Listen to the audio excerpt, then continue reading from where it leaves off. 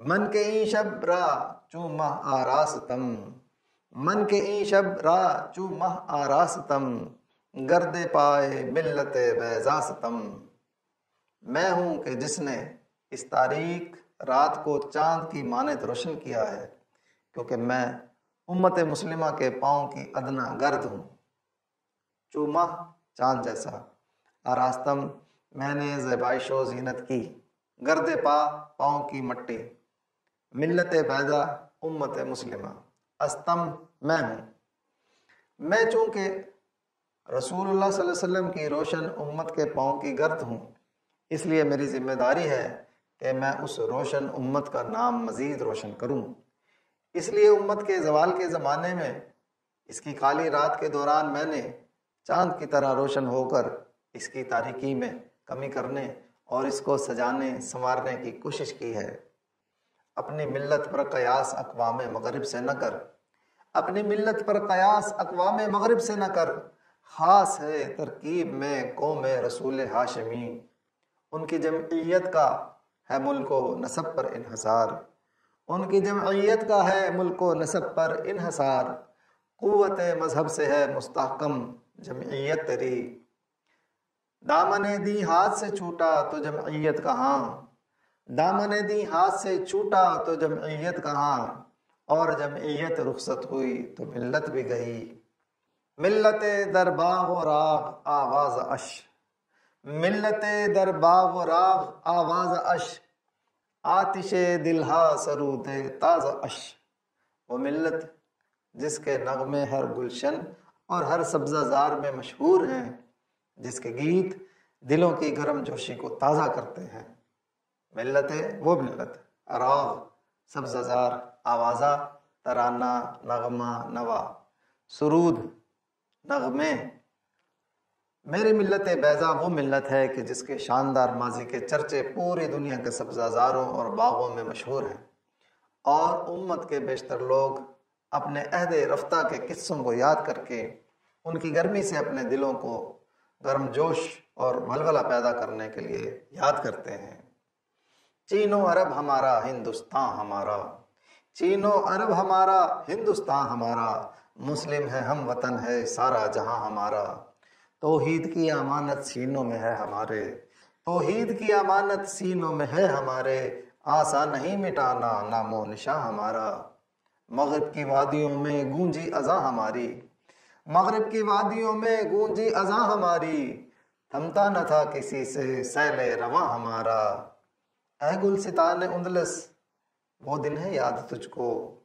اے گلستان اندلس وہ دن ہے یاد تجھ کو،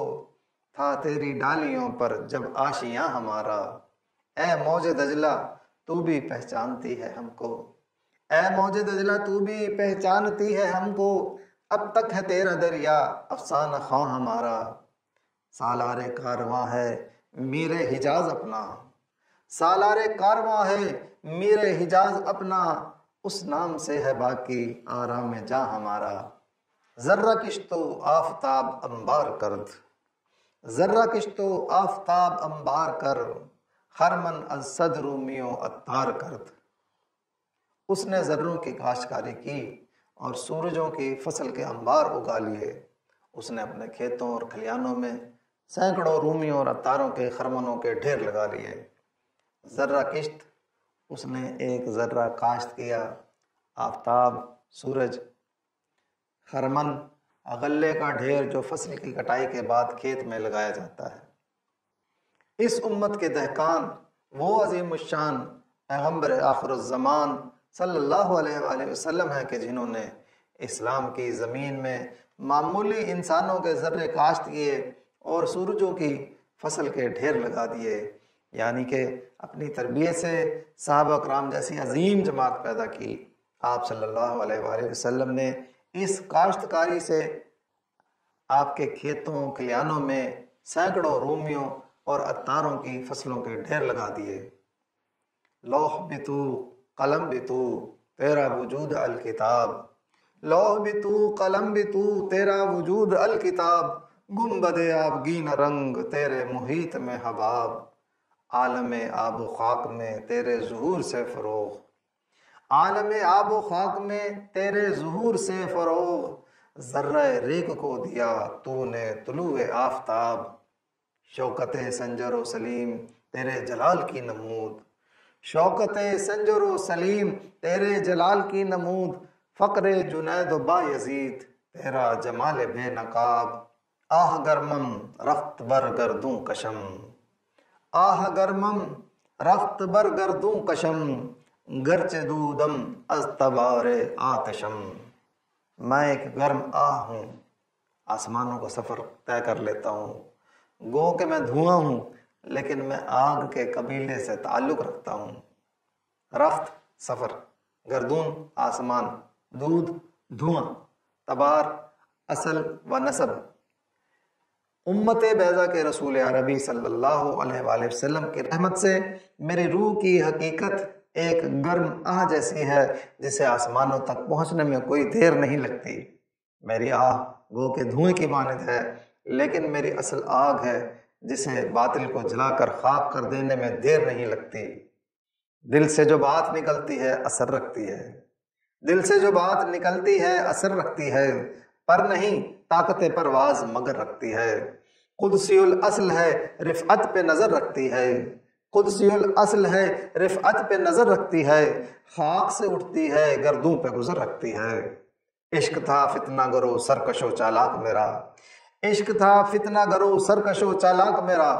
آسماں چیر گیا نالائے بے باک میرا۔ خام ام از ہمت فکر بلند، خام ام از ہمت فکر بلند، راز اینو پردہ در صحرا فگند۔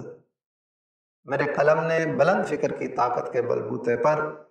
ان 9 پردوں میں چھپے ہوئے رازوں کو ریگستان میں لا کر پٹخ دیا ہے۔ خام ام میرا قلم، 9 پردہ، 9 آسمان، فگند اس نے پٹخ دیے۔ میرا قلم میرے بلند افکار کی طاقت سے 9 آسمانوں کے پردوں میں پوشیدہ خودی کے رازوں کو چھین کر لے آیا ہے، اور اس راز کو اہل زمین کے لیے لا کر میں نے صحرا میں پٹخ مارا ہے۔ اب جو چاہو آ جاؤ اور خودی کے راز کھلے پڑے ہیں، خودی کا شعور لے لو اور اپنی ذات میں اس کا جلوہ صاف صاف دیکھ کر اس کے کمالات سے استفادہ حاصل کر لو۔ آگ اس کی پھونک دیتی ہے برناؤ پیر کو، آگ اس کی پھونک دیتی ہے برناؤ پیر کو، لاکھوں میں ایک بھی ہو اگر صاحب یقین، ہوتا ہے کوہ و دشت میں پیدا کبھی کبھی، ہوتا ہے کوہ و دشت میں پیدا کبھی کبھی، وہ مرد جس کا فقر خزف کو کرے نگین۔ تو اپنی سرنوشت اب اپنے قلم سے لکھ،